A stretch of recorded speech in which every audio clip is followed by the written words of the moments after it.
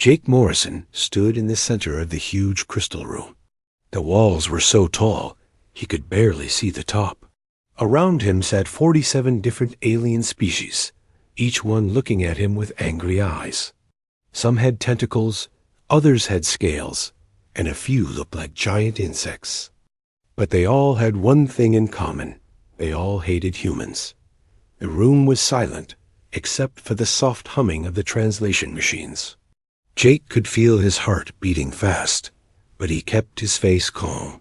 He had trained for this moment for years. The fate of all humanity rested on what happened in this room today. The Zephyrian High Counselor moved her purple tentacles as she spoke.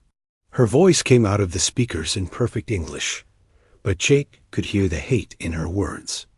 The human race has been found guilty of being too violent. You have taken too much space.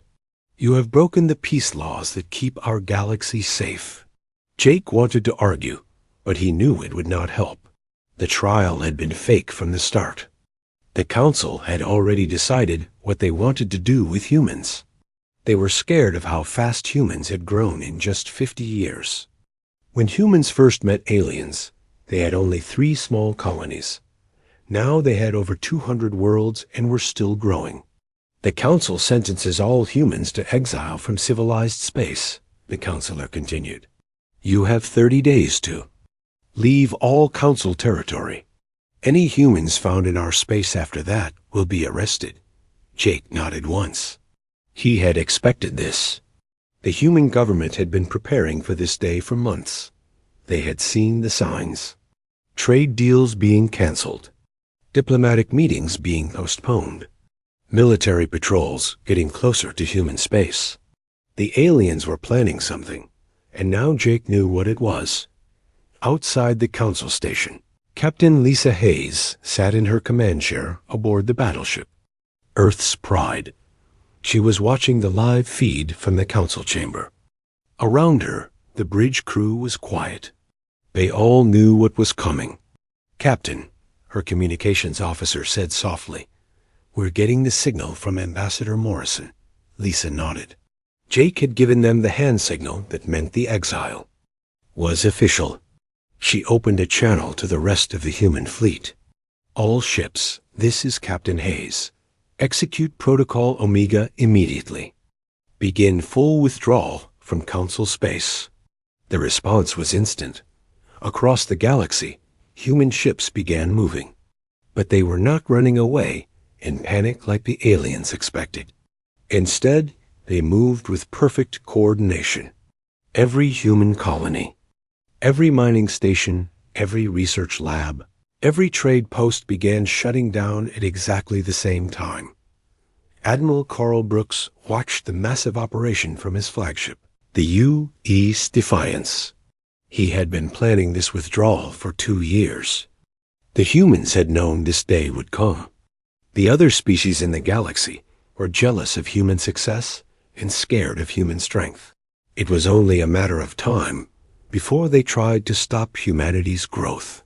Sir, his aide reported, all human facilities are beginning evacuation procedures. The mining stations are destroying their equipment as ordered. The research labs are wiping their computers. The trade posts are closing their doors. Carl smiled. The aliens thought they were punishing humanity. They had no idea what they had. Just done. Good.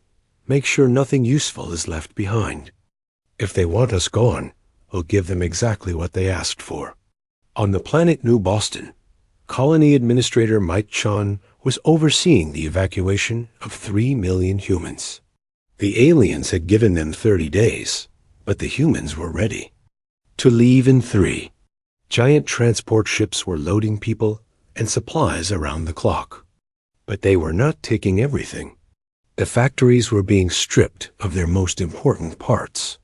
The power plants were being shut down permanently. The communication satellites were being destroyed. Sir, one of his assistants asked, why? Are we destroying so much? We built all of this. It's worth billions of credits. Mike looked at the young man. Because we're not just leaving.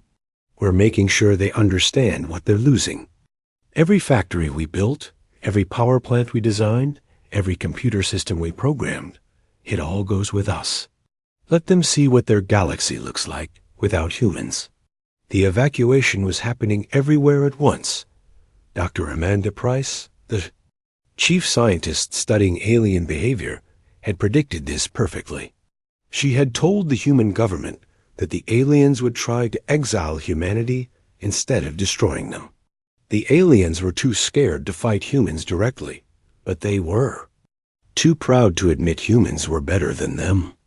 They think we'll beg, she had said in her report to the president.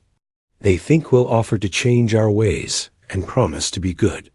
They expect us to act like the other species did when they were punished by the council. But humans were not. Like the other species.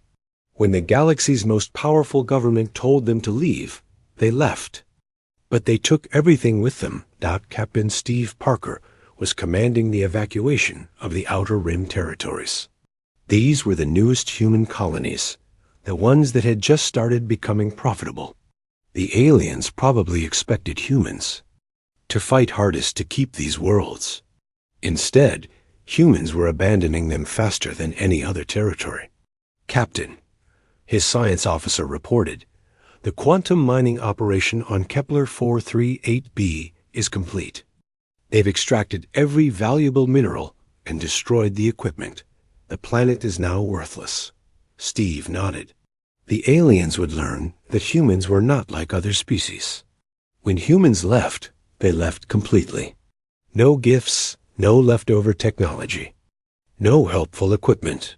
If the Galactic Council wanted humans gone, they would get their wish. But they would also get the consequences. The withdrawal was so fast and so complete that it shocked the alien species. They had expected humans to argue, to negotiate, to beg for more time. Instead, within just 72 hours, every human in council space had vanished. Trade routes that had been running for decades were suddenly empty. Factories that had been producing goods for the entire galaxy were dark and silent. Research stations that had been making breakthrough discoveries were abandoned. The galaxy was about to learn what it meant to lose humanity. 3 months had passed since the Galactic Council threw humanity out of civilized space. Commander Steve Parker flew his ship through the empty corridors of what used to be the busiest trade route in the galaxy. The massive space stations that once buzzed with human activity now floated dark and silent like ghost ships. "Sir," his navigator said, "we're approaching the old mining station on asteroid belt 7. Should we check for any humans who might have been left behind?" Steve shook his head. No need. The evacuation was complete. But let's take a look at what we left them. As they got closer to the mining station, Steve could see that it was exactly as the evacuation plan had ordered. The massive machinery that had been pulling rare metals from the asteroids was gone. The processing plants had been stripped down to bare metal. Even the living quarters had been emptied of anything useful. The aliens would find nothing but empty rooms and broken equipment. Captain Helen Davis was having the same experience on the other side of the galaxy. Her research ship, the UES Pioneer, was documenting the abandoned human facilities for the historical record. Every station, every lab, every mining operation told the same story. The humans had taken everything that mattered and destroyed everything they could not take. "It's amazing," her science officer reported. "They didn't leave a single working computer, not one functioning machine, not even basic tools. The terraforming equipment alone was worth more than most species make in a year." Helen smiled as she recorded her report. That was the point. The council thought they were punishing us by making us leave. They had no idea they were cutting off their own arms. The aliens were starting to understand what they had lost. The Corellian Trade Federation had been trying to restart the shipping routes the humans used to manage. But without human navigation systems, their ships kept getting lost in hyperspace. The Deltarian Manufacturing Guild discovered that their factories could not work without the quantum processors that humans had designed. The Altarian Medical Council found that their hospitals could not treat many diseases without the medicines that human scientists had developed. Meanwhile, President Maria Rodriguez was standing on the observation deck of the new human capital on Kepler 442b. The planet was beautiful, with green forests and blue oceans. But more importantly, it was completely outside the reach of the Galactic Council. It was in a part of the galaxy that the Council had declared too dangerous for civilized species. Madam President, her aide said, the latest reports from the colony ships are ready for your review. Maria took the datapad and smiled as she read. In just 3 months, humanity had established 47 new colonies. The population was growing faster than ever before. Without the Council's strict limits on how many children humans could have, families were getting bigger. Without the Council's rules about which planets humans could live on, they were spreading to worlds that were perfect for human life. Schedule a broadcast to all human colonies, Maria said. It's time to tell our people what we've really accomplished.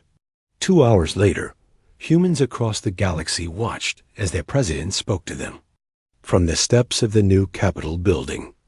Behind her, construction crews were working on massive projects that would have been impossible under Council oversight.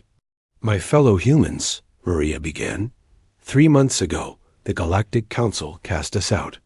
They called us too aggressive, too ambitious, too dangerous for their peaceful galaxy. They were right. The crowd cheered, and Maria smiled. We are aggressive in our pursuit of knowledge. We are ambitious in our dreams for the future. We are dangerous to those who would limit what we can become. The Council thought they were punishing us. Instead, they set us free. General Rick Taylor was watching the broadcast from his new command center on the military world of New Sparta. Around him, his officers were managing the biggest military buildup in human history. Without the Council's restrictions on military technology, human engineers were developing weapons and ships that made their old equipment look like toys. General, his intelligence chief reported, our scout ships have found something interesting. In the Omega Sector, Captain Beth Collins is requesting permission to investigate. Rick looked at the star map. The Omega Sector was deep in unexplored space, far from any Council territory. Granted. Tell Captain Collins to proceed with caution. But proceed. Captain Beth Collins had been exploring the unknown regions for 2 months. Her ship, the U-East Pathfinder, had already discovered 12 new star systems rich in resources. But this latest discovery was different. Her sensors were picking up artificial structures on a planet that should have been empty. Captain, her science officer said, I'm reading massive energy signatures from the planet's surface. Whatever built those structures had technology even more advanced than ours. Beth felt her heart race. Ancient alien ruins were exactly what humanity needed. Right now, the Council had been keeping secrets from the galaxy for thousands of years. Maybe it was time for humans to find some secrets of their own. Dr. Frank Martinez was having similar success with the terraforming projects. His team had been given permission to modify planets however they wanted, without having to worry about the Council's environmental protection laws. The results were incredible. Planets that would have taken decades to make suitable for human life were being transformed in months. Dr. Martinez, his assistant, said, the atmospheric processors on New Earth are working perfectly. We should have breathable air across the entire planet within 6 months. Frank nodded. Good. And the gravity adjustments? Complete. The planet now has Earth-normal gravity across 90% of its surface. This was what humanity could accomplish when they were not being held back by aliens who were afraid of human success. The Council had spent centuries telling humans that they needed to be careful, that they needed to go slowly, that they needed to respect the natural order of things. Without those restrictions, humanity was discovering just how much they could achieve. Back on the old council worlds, the aliens were starting to panic. Trade had collapsed. Manufacturing had stopped. Medical research had ground to a halt. The species that had voted to exile humanity were discovering that their civilization had been built on human innovation and human work. The Galactic Council was about to learn that exiling humanity was the biggest mistake they had ever made. 5 years had passed since the exile, and Captain John Williams could hardly believe what he was seeing. His deep space exploration ship was approaching the ruins that Captain Beth Collins had discovered years ago. But these were not just any ruins. The structures were massive, bigger than anything humans had ever built, and they were clearly made by a civilization far more advanced than anything in the galaxy. "Captain," his science officer said with excitement, "the energy readings are off the charts. Whatever technology they used, it's still working after thousands of years." John nodded as he studied the data. The ruins covered an entire continent on the planet below. Massive towers reached into the sky, connected by bridges that seemed to float in mid-air. And at the center of it all was a structure that pulsed with a soft blue light. "Take us down to the surface," John ordered, "and send a message to Dr. Susan Clark. Tell her we're going to need her expertise." Dr. Susan Clark had become the leading expert on ancient alien technology. Her team had been studying the ruins for 3 years, and what they had found was revolutionary. The extinct civilization had developed something called quantum resonance technology. It was a way to bend space and time, allowing instant communication across the galaxy and travel that made current hyperdrive technology look like walking. "Most amazing thing," Susan explained to the research team, "is that they didn't just build this technology. They built it to last forever. These machines have been running themselves for over 50,000 years." Her assistant, Dr. Bob Martinez, was examining one of the quantum resonance devices. "Dr. Clark, I think I understand how it works." The device creates a fold in space-time, connecting 2 points instantly. "If we could build our own version of this technology, we could communicate with any human colony instantly, no matter how far away." Susan felt her heart race. Instant communication would change everything. Right now, messages between human colonies took weeks or months to travel.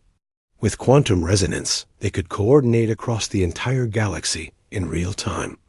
But the discovery got even better. The ancient civilization had also developed quantum gates, devices that could transport ships instantly from one location to another. Dr. Clark's team found the blueprints for these gates in the central computer system, along with detailed instructions on how to build them.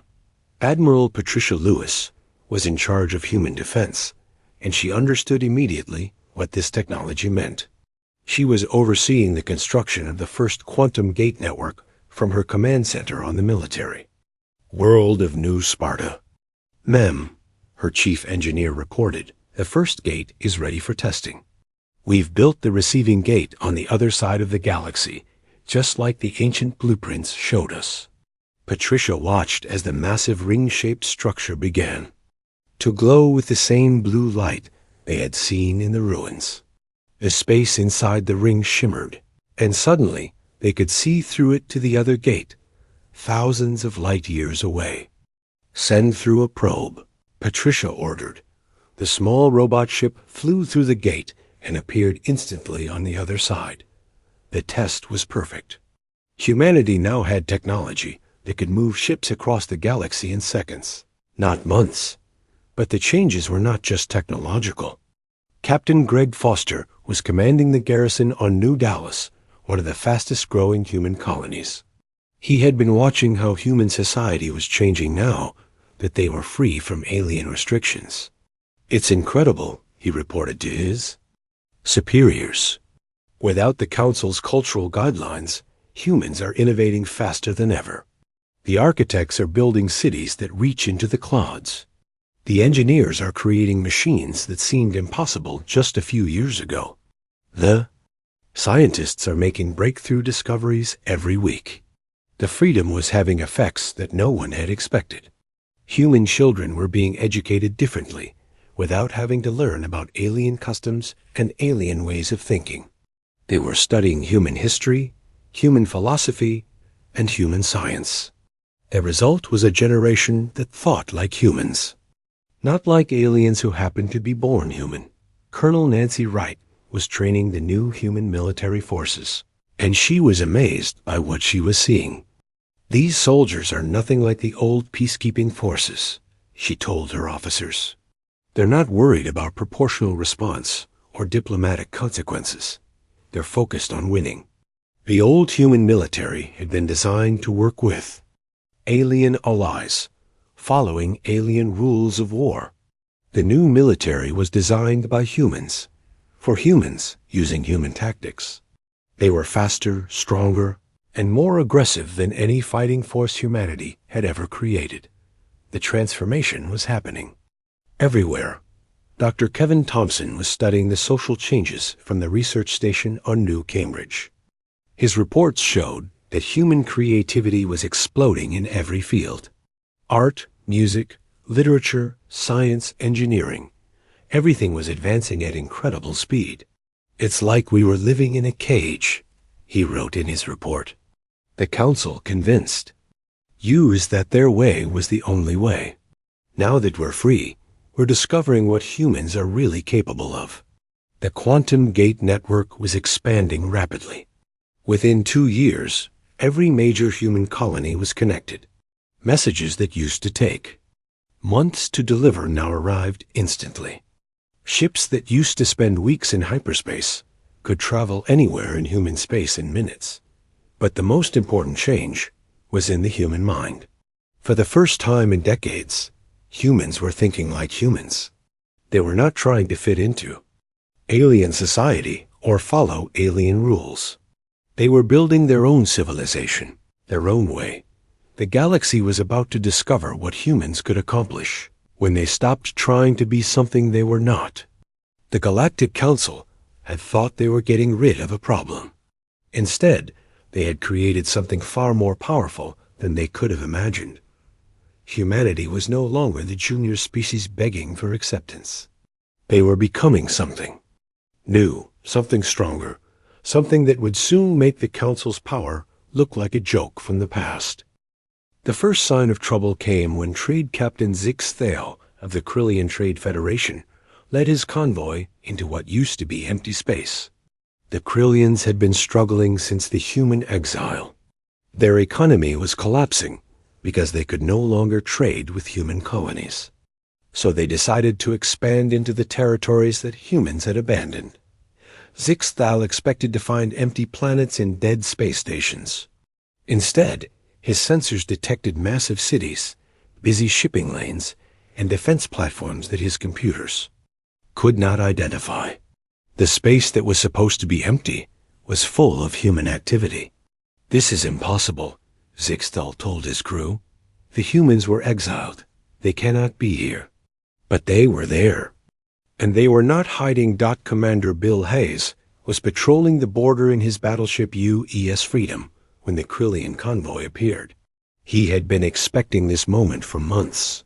Human intelligence had reported that various alien species were planning to take over former human territory. "Unknown vessels," Bill broadcast on standard frequencies. "You are entering sovereign human space. Please state your business." Zix Thale was confused. "Sovereign human space? But the Council exiled your species. You have no right to claim territory." Bill's response was calm but firm. "The Galactic Council has no authority here. This is human space, protected by human law. You are welcome to trade, but you must follow our rules." The Krillian captain was angry. "I will report this to the Council immediately. They will not allow humans to ignore their authority." "You are free to report whatever you like," Bill replied. "But right now, you need to decide if you want to trade or leave. Those are your only options." The news reached the Galactic Council within days. High Counselor Vextar of the Altarian Republic was furious. He had been one of the leaders who pushed for human exile, and now the humans were acting like they owned parts of the galaxy. This is unacceptable, Vextar declared to the Council Assembly. The humans were sentenced to exile. They cannot simply declare their own territories and ignore our authority. The other council members agreed. The Zephyrian High Counselor moved her tentacles angrily. If we allow this, other species will think they can ignore our decisions. We must act quickly to restore order. Ambassador Karen Bennett received the Council's ultimatum at the human embassy on the neutral world of Nexus Prime. The message was simple. Humans must abandon their new territories and accept Council authority, or face military action. Karen had been expecting this message. The human government had prepared for this moment, just like they had prepared for the exile. Her response was broadcast across the galaxy so everyone could hear it. The human species no longer recognizes the authority of the Galactic Council. Karen announced, "We are a sovereign civilization, governing our own territories under our own laws. Any attempt to interfere with human space will be considered an act of war." The Council's response was swift and predictable. Admiral Vexron of the Valderon Empire was given command of the largest military force the Council had ever assembled. 200 warships from 12 different species, armed with the most advanced weapons in the galaxy. "This will be simple," Vexron told his officers. "The humans have been isolated for 5 years. Their technology is outdated, their military is weak, and their colonies are scattered. We will destroy their defense fleet and occupy their worlds within days." The alien fleet jumped into hyperspace, heading for the human border. They expected to find a few patrol ships and some basic defense platforms. Instead, they jumped into what appeared to be empty space. "Where are the humans?" Vexran's tactical officer asked. "Our intelligence said they had a major military base." In this system, the answer came immediately. Space around the alien fleet began to shimmer, and human ships appeared everywhere. They had not been hiding. They had been waiting on the other side of quantum gates, ready to surround any attackers.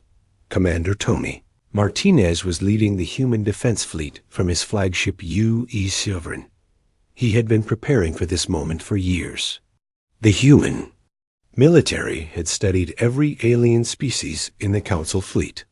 They knew their strengths, their weaknesses, and their tactics. "Council fleet," Tony broadcast, "you are surrounded. Power down your weapons and prepare to be escorted out of human space." Vexron could not believe what he was seeing. His fleet was completely surrounded by human ships that had appeared out of nowhere.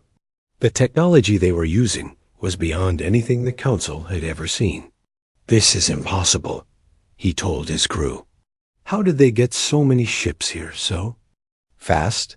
The answer was the quantum gate network. The humans could move their entire fleet anywhere in their territory in minutes. The Council had brought 200 ships to the battle. The humans had brought 800, but the real shock was not the numbers. It was the technology. The human ships were using energy shields that the Council weapons could not penetrate. Their engines were faster than anything the aliens had ever built. Their weapons were more powerful than the Council's best military technology. "Admiral," Vexron's science officer reported, "I'm reading energy signatures that don't match any known technology. It's like they're using physics that we don't understand." Vexron realized that the Council had made a terrible mistake. They had exiled humanity thinking they were weak. Instead, they had given humans 5 years to become stronger than anyone in the galaxy. "All ships," Vexran ordered, "withdraw immediately. Do not engage the human fleet."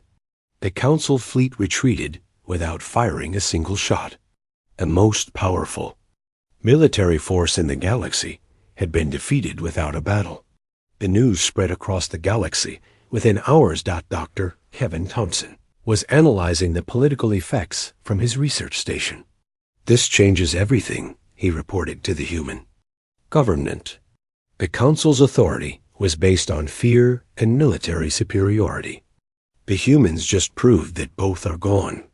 Across the galaxy, alien species were watching and thinking. If the humans could defeat the Council's military, maybe the Council was not as powerful as everyone thought. Maybe it was time to consider other options. The Galactic Council had ruled the galaxy for thousands of years. But their rule was about to end, and it was the humans they had exiled who would bring it down. The revolution began with the smallest species in the galaxy. The Palaxians were tiny creatures, barely 3 feet tall, who had always been pushed around by the larger council members. For centuries, they had paid heavy taxes and followed strict rules while getting almost nothing in return. Council member Shilter stood before the Palaxian assembly on their homeworld. Her voice was shaking with emotion as she spoke. "For too long, we have lived in fear of the Council. We have given them our resources, our freedom, and our dignity. Today, that ends." The Palaxian Assembly voted unanimously to leave the Galactic Council. Within hours, they sent a message to the human government asking for protection and trade agreements. The humans responded immediately, offering better terms than the Council had ever given them. Captain Roy Jackson was commanding the first human diplomatic mission to return to Council space in 5 years. His ship, the UES Ambassador, was equipped with the latest quantum technology and protected by an escort of the most advanced warships humanity had ever built. "Captain," his communications officer reported, "we're receiving requests for meetings from 17 different species. They all want to discuss trade and protection agreements." Roy smiled. The Council's humiliating defeat had shown the galaxy that there was an alternative to their rule. Species that had been oppressed for centuries were finally seeing a chance for freedom. The breakthrough came when the Valderan Empire made their announcement. The Valderans were one of the founding members of the Galactic Council, one of the most powerful military forces in the galaxy. When Emperor Kexival appeared on galactic news networks, every being in known space was watching. "The Valderan Empire hereby withdraws from the Galactic Council," the Emperor declared. "We no longer recognize their authority over our worlds. We will be establishing new relationships with the Human Confederation and other free species." Admiral Sandra Powell was watching the broadcast from the bridge of the UE Sovereign. Around her, the command crew was celebrating. The Council was falling apart, and it was happening faster than anyone had predicted. "Ma'am," her intelligence officer reported, "we're getting reports from across the galaxy. The Carillion Trade Federation just declared independence. The Deltarian Manufacturing Guild is asking for human protection. Even some of the smaller council species are considering leaving." Sandra nodded. "Send messages to all of them. Tell them the Human Confederation is ready to discuss partnerships with any species that wants freedom from council rule." President Maria Rodriguez was preparing for the most important speech of her life. In a few hours, she would address the entire galaxy from the human capital on Kepler 442b.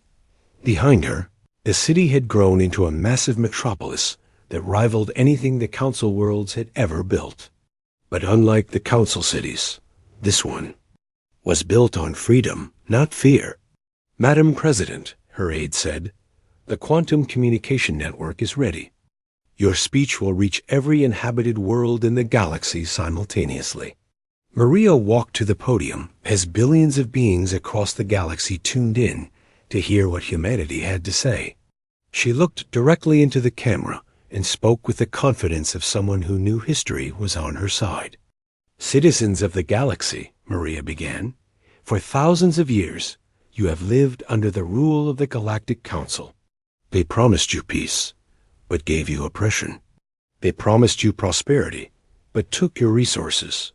They promised you security, but used fear to control you." She paused, letting her words sink in across the galaxy. "Today, I offer you a different choice. The Human Confederation offers partnership, not domination. We offer fair trade, not tribute. We offer protection from those who would harm you, not protection from your own freedom. The choice is yours. The response was overwhelming. Within hours, dozens of species were requesting membership in the new Confederation. The quantum communication networks were buzzing with messages from worlds that wanted to join the Human Alliance. Captain Lavra King had been appointed as humanity's chief negotiator for the new Confederation. She was meeting with representatives from over 50 species on the neutral world of Haven Station. The contrast with the old council meetings was striking. Instead of fear and suspicion, there was hope and cooperation. The Human Confederation operates on simple principles, Lavra explained to the assembled delegates. Every species has an equal voice in decisions that affect them. No species can force another to follow laws they did not agree to. Trade is based on mutual benefit, not exploitation. Military protection is offered freely to those who need it, not sold to the highest bidder. The old council species were watching their empire collapse around them. The Zephyrian High Counselor tried desperately to hold together what was left of their authority. The Council has maintained peace in this galaxy for 3,000 years, she broadcast to the remaining loyal worlds. Without our guidance, there will be chaos and war. But her words fell on deaf ears. Species after species continued to leave the Council and join the Human Confederation. The Council's economy collapsed as trade networks switched to the new alliance. Their military power evaporated as member species stopped providing ships and soldiers. The final irony came when the original Council species found themselves alone and isolated. Their economies were in ruins because they had grown dependent on the tribute and trade they had demanded from other species. Their technology was outdated because they had relied on the innovation of species they had oppressed. One by one, even the founding Council species began to request membership in the Human Confederation. The Altarian Republic was the first, followed by the Carillion systems, and finally even the proud Zephyrians.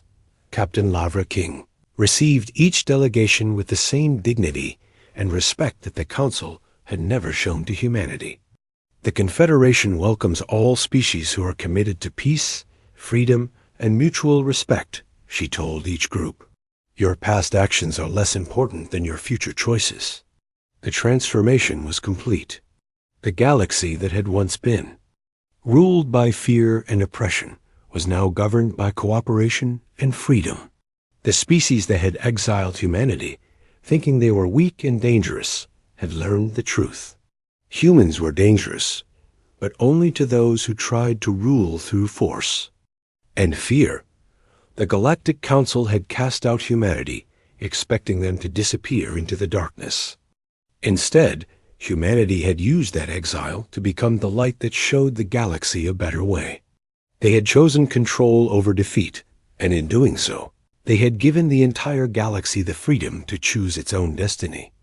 The old order was dead, and the new order was built on the principles that humanity had always believed in: freedom, equality, and the right of every being to determine their own fate.